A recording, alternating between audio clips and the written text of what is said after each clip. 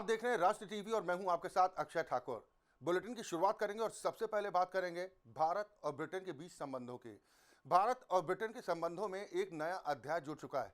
Britain के नए प्रधानमंत्री कीर स्टारमर ने अपने पहले आधिकारिक विदेश दौरे के तहत भारत का दौरा किया और प्रधानमंत्री नरेंद्र मोदी से मुंबई स्थित राजभवन में मुलाकात की।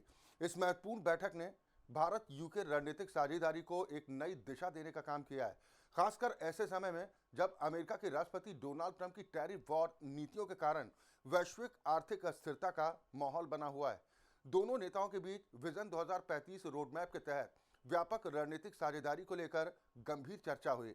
बातचीत के केंद्र में व्यापार, निवेश, रक्षा, जलवायु, प्रौद्योगिकी और शिक्षा जैसे अहम मुद्दे रहे। दोनों देशों ने इन क्षेत्रों में सहयोग बढ़ाने और आपसी हितों को मजबूत करने के लिए सहमति जाहिर की है।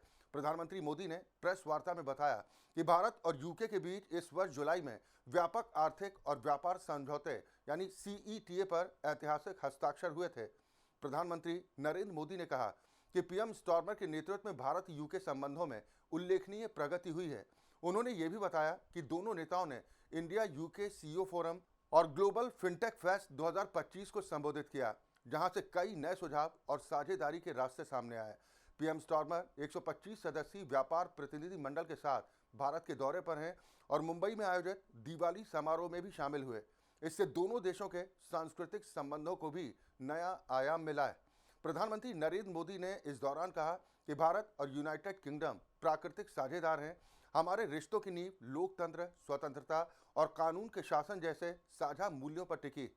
उन्होंने आगे कहा कि दोनों देश मिलकर वैश्विक चुनौतियों का सामना कर सकते हैं और अपने नागरिकों के लिए नए अवसर पैदा कर सकते हैं। भारत और ऑस्ट्रेलिया के बीच रक्षा सहयोग को नई ऊंचाइयों पर ले जाने वाला एक बड़ा समझौता कैनबरा में हुआ। भारत के रक्षा मंत्री राजनाथ सिंह के ऑस्ट्रेलिया दौरे के दौरान दोनों देशों ने कई महत्वपूर्ण रक्षा समझौतों पर हस्ताक्षर किए, जो क्षेत्रीय सुरक्षा और रणनीतिक साझेदारी को मजबूत करने के लिए काफ़ी अहम माने जा रहे हैं। कैनबरा हवाई अड्डे पर ऑस्ट्रेलिया के सहायक रक्षा मंत्री पीटर खलील और ज्वाइंट ऑपरेशंस प्रमुख वाइस एडमिरल जस्टिन जोन्स ने राजनाथ सिंह का गर्मजोशी से स्वागत किया। इसके बाद संसद भवन में राजनाथ सिंह और ऑस्ट्रेलिया के उप प्रधानमंत्री और रक्षा मंत्री रिचर्ड माल्स की मौजूदगी में यह महत्वपूर्ण बैठक हुई। इस बैठक में दोनों देशों ने रक्षा क्षेत्र में तेजी से हो रहे सहयोग और सामरिक समन्वय की प्रशंसा की। रक्षा मंत्री राजनाथ सिंह और रिचर्ड माल्स ने भारत ऑस्ट्रेलिया रक्षा साझेदारी को उपयोगी, दूरदर्शी और रणनीतिक बताते हुए इसे और मजबूत बनाने पर जोर दिया है। ये समझौता खासतौर पर हिंद प्रशांत क्षेत्र में स्थिरता और सुरक्षा सुनिश्चित करने की दिशा में एक बड़ा कदम माना जा रहा है, जिसके तहत दोनों देश आपसी रक्षा तकनीकी, रणनीति और प्रशिक्षण के नए क्षेत्र में सहयोग बढ़ाएंगे, जिससे सामरिक सामंजस्य को और गहरा किया जाएगा। समझौते के तहत सीमाओं की सुरक्षा, आतंकवाद के खिलाफ लड़ाई, समुद्री सुरक्षा और कूटनीतिक सहयोग को बढ़ावा मिलेगा। ये गठजोड़ भारत और ऑस्ट्रेलिया के बीच न केवल द्विपक्षीय संबंधों को मजबूत करेगा, बल्कि क्षेत्रीय शांति और सुरक्षा में भी काफी महत्वपूर्ण भूमिका निभाएगा। जम्मू कश्मीर के अनंतनाग जिले के कोकरनाग क्षेत्र से 2 भारतीय सैनिक सोमवार से लापता हैं।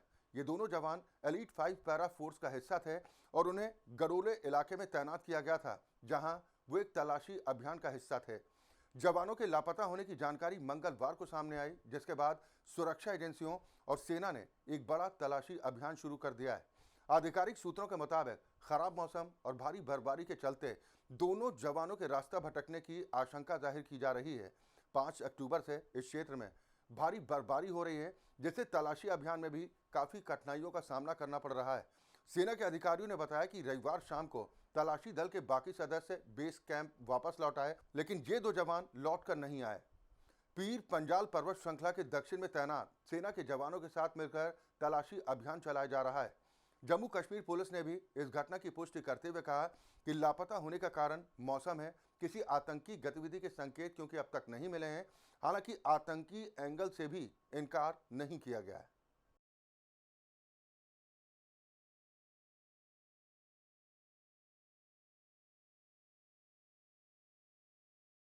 मध्य प्रदेश में जहरीले कफ सिरप कोल्ड ड्रिप से 21 मासूम बच्चों की मौत के बाद पुलिस ने कड़ी कार्रवाई करते हुए दवा कंपनी के मालिक एस रंगनाथन को गिरफ्तार कर लिया है। रंगनाथन तमिलनाडु के कांचीपुरम में स्थित शीसन फार्मास्यूटिकल्स के मालिक हैं, जिन्होंने कोल्ड्रिफ्ट नामक कफ सिरप का निर्माण किया था। इस जहरीली दवा के कारण मध्य प्रदेश और राजस्थान समेत कई राज्यों में मासूम बच्चों की मौत हुई, जिसने पूरे देश में सनसनी मचा दी। मामले की गंभीरता को देखते हुए तमिलनाडु, केरल, मध्य प्रदेश, पंजाब और अरुणाचल प्रदेश ने कोल्ड्रिफ्ट कफ सिरप की बिक्री और उपयोग पर प्रतिबंध लगा दिया है। इसके साथ ही तेलंगाना, कर्नाटक और महाराष्ट्र जैसे राज्यों ने भी इस दवा को लेकर अलर्ट जारी कर लोगों को सचेत रहने को कहा है। हालांकि पुलिस की जांच में पाया गया कि इस सिरप में खतरनाक हानिकारक पदार्थ मिले हैं, जिनका असर बच्चों के स्वास्थ्य पर घातक साबित हुआ। चेन्नई में मध्य प्रदेश पुलिस की टीम ने रंगनाथन की गिरफ्तारी कर इस मामले में कड़े कदम उठाए हैं।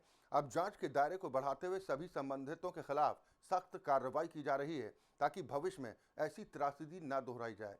इस घटना ने देश भर में दवा कंपनियों की गुणवत्ता नियंत्रण व्यवस्था पर सवाल खड़े कर दिए हैं और दवाओं की कड़ाई से जांच कराने की मांग भी अब तेज होती जा रही है। उत्तर प्रदेश की राजधानी लखनऊ में बीएसपी प्रमुख मायावती ने काशीराम की पुण्यतिथि के मौके पर लखनऊ के काशीपुर स्मारक पर एक भव्य रैली का आयोजन किया। इस मौके पर मायावती ने सपा, कांग्रेस और बीजेपी समेत विपक्षी दलों पर जमकर कड़ी टिप्पणियां की और अपने राजनीतिक एजेंडे को स्पष्ट रूप से पेश किया। रैली के दौरान उन्होंने कहा कि बीएसपी 2027 के यूपी विधानसभा चुनाव में किसी भी पार्टी के साथ गठबंधन नहीं करेगी, क्योंकि इससे पार्टी को हमेशा नुकसान हुआ है। मायावती ने कहा कि जब गठबंधन होता है तो बसपा का वोट तो ट्रांसफर हो जाता है, लेकिन दूसरी पार्टियों का वोट उनकी पार्टी को ट्रांसफर नहीं हो पाता। इसके साथ ही उन्होंने ये भी कहा कि गठबंधन से बनी सरकारें लंबे समय तक टिकी नहीं रह पाते। उन्होंने दोहरे चरित्र वाले नेताओं से भी लोगों को सावधान रहने की चेतावनी दी है और विपक्षी पार्टियों की आपसी असहमति और दोगलापन को भी उजागर किया। मायावती ने विशेष रूप से समाजवादी पार्टी पर जोरदार निशाना साधते हुए कहा कि जब समाजवादी पार्टी सत्ता में थी तब तो पीडीए की याद नहीं आई। बसपा प्रमुख ने इस मौके पर पार्टी कार्यकर्ताओं को एकजुट रहने और आगामी चुनाव में मजबूती से लड़ने का संदेश भी दिया। उन्होंने कहा कि बीएसपी ही उन वर्गों की असली आवाज़ है जिन्हें अब तक राजनीति में उचित स्थान नहीं मिला। इस रैली के जरिए मायावती ने अपनी राजनीतिक सक्रियता और संगठन को मजबूत करने का संदेश भी दिया है, जो 2027 के चुनावों के लिए पार्टी की तैयारियों को दर्शाता है। मायावती की इस महारैली ने राजनीतिक गलियारों में भी हलचल मचा दी है और विपक्षी दलों के लिए चुनौती भी बढ़ा दी। उनका साफ संदेश है कि बीएसपी अकेले चुनाव लड़ेगी और अपनी ताकत का पूरा इस्तेमाल करेगी। ऐसे में यूपी की राजनीति में नए समीकरण बनने की संभावनाएं बढ़ गईं। अमेरिका के राष्ट्रपति डोनाल्ड ट्रंप ने एक ऐतिहासिक कदम उठाते हुए इजराइल और हमास के बीच शांति समझौते के पहले चरण पर सहमति की घोषणा की है। ट्रंप की मध्यस्थता में बनी ये सहमति गाजा में चल रहे भीषण युद्ध को रोकने की दिशा में एक बड़ा मोड़ मानी जा रही है। आइए आपको बताते हैं कि आखिर क्या है शांति योजना का पहला चरण, जिसमें युद्ध विराम की घोषणा, यानी गाजा पट्टी में तुरंत प्रभाव से संघर्ष विराम लागू किया जाए, बंधकों की रिहाई। समझौते के तहत सभी बंधकों को जल्द से जल्द रिहा किया जाएगा, जिससे सैकड़ों परिवारों को राहत मिलने की उम्मीद है। मानवीय सहायता का रास्ता खुलेगा, यानी गाजा में जरूरतमंद लोगों के लिए खाद्य, दवाइयां और अन्य सहायता पहुंचाने की प्रक्रिया शुरू होगी।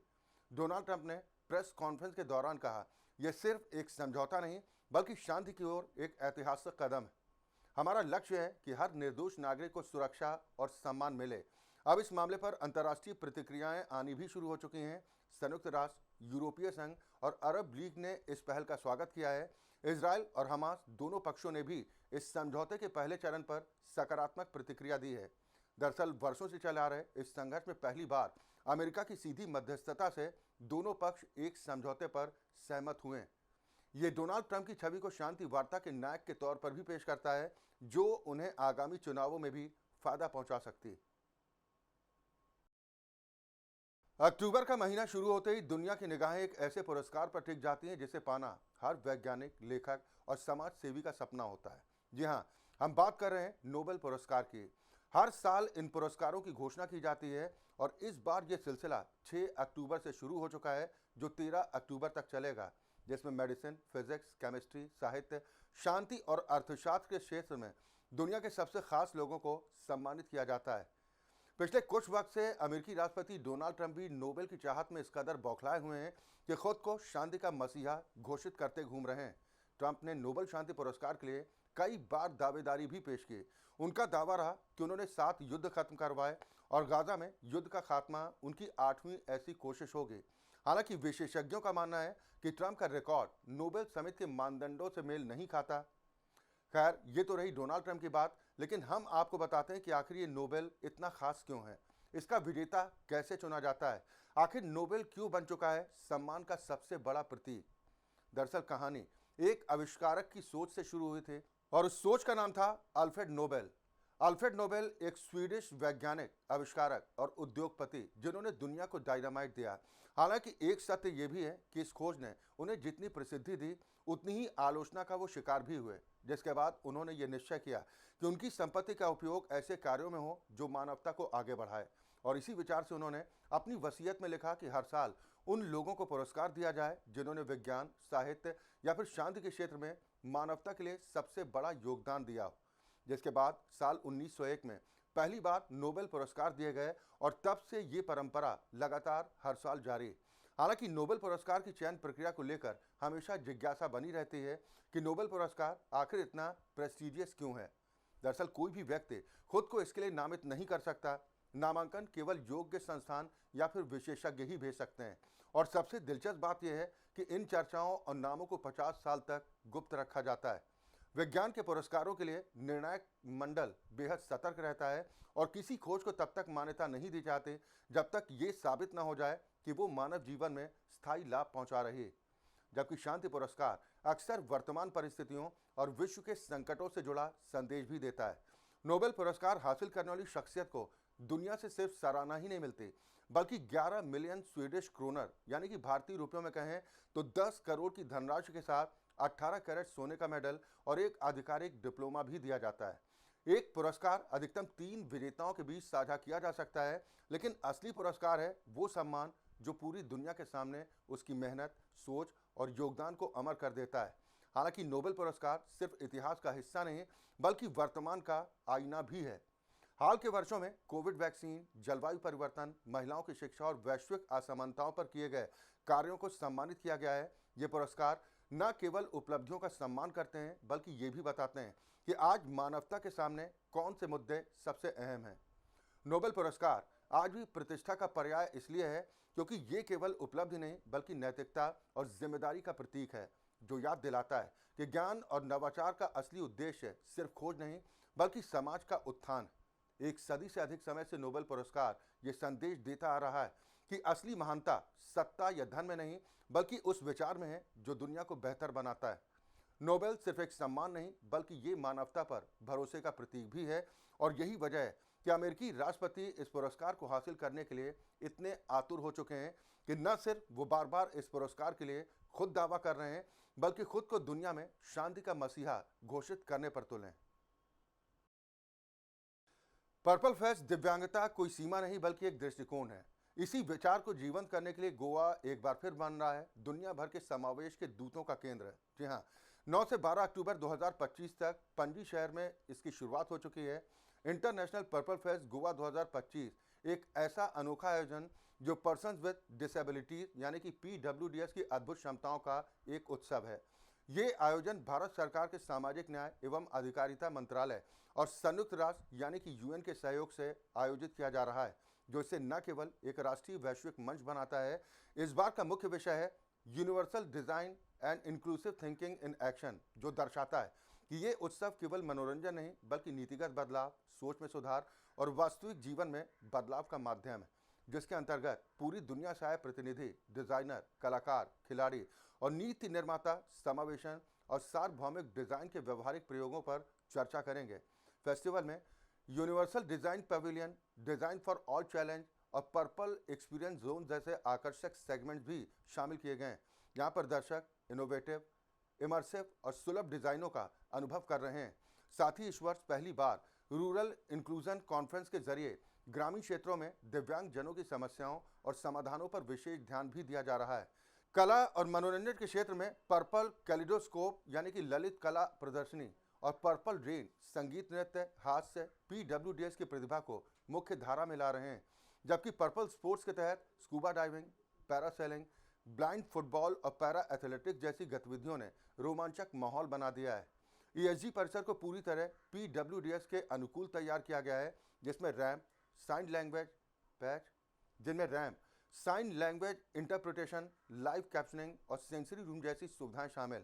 और पर्पल कैटलिस्ट ग्रांट जैसे इनिशिएटिव PWDS को आत्मनिर्भर बनाने की दिशा में एक बड़ा कदम माने जा रहे हैं।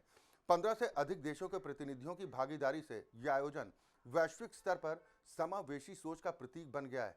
यह फेस्ट न केवल दिव्यांगजनों की क्षमताओं का एक उत्सव है, बल्कि एक सामाजिक परिवर्तन की लहर है, जो ये साबित करता है कि समावेशन कोई दया नहीं बल्कि अधिकार है। और गोवा इस बदलाव की अगुवाई कर रहा है, और इसीलिए हम कहते हैं कि गोवा इस देश का गर्व है। परेश सत्तरी स्थित एक सरकारी प्राथमिक विद्यालय में आज उस वक्त अफरा तफरी मच गई जब चौथी कक्षा की एक छात्रा पर चलती अवस्था में सीलिंग फैन आ गिरा।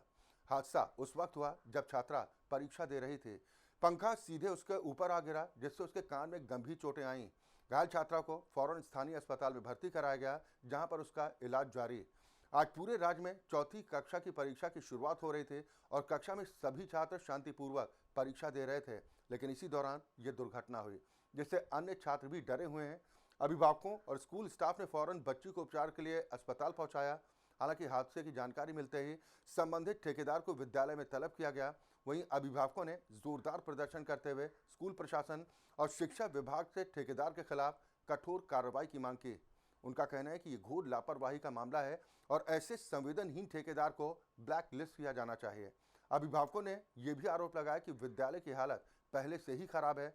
विद्यालय भवन बेहद पुराना है, शौचालय की सुविधा अपर्याप्त है, विद्यालय में चौकीदार की नियुक्ति नहीं है। बच्चों की सुरक्षा को लेकर चिंतित अभिभावकों ने यह भी कहा कि क्षेत्र में नाबालिगों के अपहरण जैसी घटनाएं तेजी के साथ बढ़ी हैं और ऐसी स्थिति में चौकीदार की नियुक्ति न होना बेहद दुर्भाग्यपूर्ण है। उन्होंने शासन से मांग की है कि विद्यालय की तत्काल मरम्मत की जाए और डागडुजी यानी कि रखरखाव की कार्रवाई की जाए और भविष्य में किसी भी हादसे को रोकने के लिए सुरक्षा मानकों का सख्ती के साथ पालन किया जाए। इस हादसे ने एक बार फिर सरकारी विद्यालयों की जर्जर स्थिति और अनदेखी को उजागर करने का काम किया है। अब देखने वाली बात यह होगी कि क्या प्रशासन इस मामले में कोई ठोस कदम उठाता है या फिर ऐसी घटनाएं यूं ही बच्चों की जिंदगी से खिलवाड़ करती रहेंगी। नमस्कार, हम हैं परिये यहाँ के सरकारी प्राथमिक शाला में हैं और यहाँ पे आज सुबह एक दुर्घटना घटी। सीलिंग फैन, एक जो फैन रहता है वो फैन एक बच्ची पे गिरा और बच्ची के कान को लगा है। उस बच्ची को मापसा आजिलो में एडमिट किया है और अभी उस पर इलाज चालू है। लेकिन ये दुर्घटना जब सुबह घटी तब आज जो है चौथी कक्षा की परीक्षाएं स्टार्ट हो गई है। परीक्षा के लिए ये चौथी कक्षा के विद्यार्थी थे, वो अपने क्लास में बैठे थे और उस समय ही परीक्षा शुरू होने से पहले ही फैन जो है ऊपर से चालू करने के बाद ऊपर से फैन उस लड़की पे गिरा और उसकी लड़की के कान को लगा। ये जो परिये सरकारी प्राथमिक शाला जो है उसकी विद्यार्थियों की संख्या अगर देखें तो 100 से ऊपर संख्या है और यहाँ पे जो अभी शाला जो है इसको और मजबूती देने की जरूरत है। और इसी के साथ इस बुलेटिन में फिलहाल के लिए बस इतना ही, लेकिन देश और दुनिया की बाकी बड़ी खबरों के लिए आप जुड़े रहिए राष्ट्र टीवी के साथ।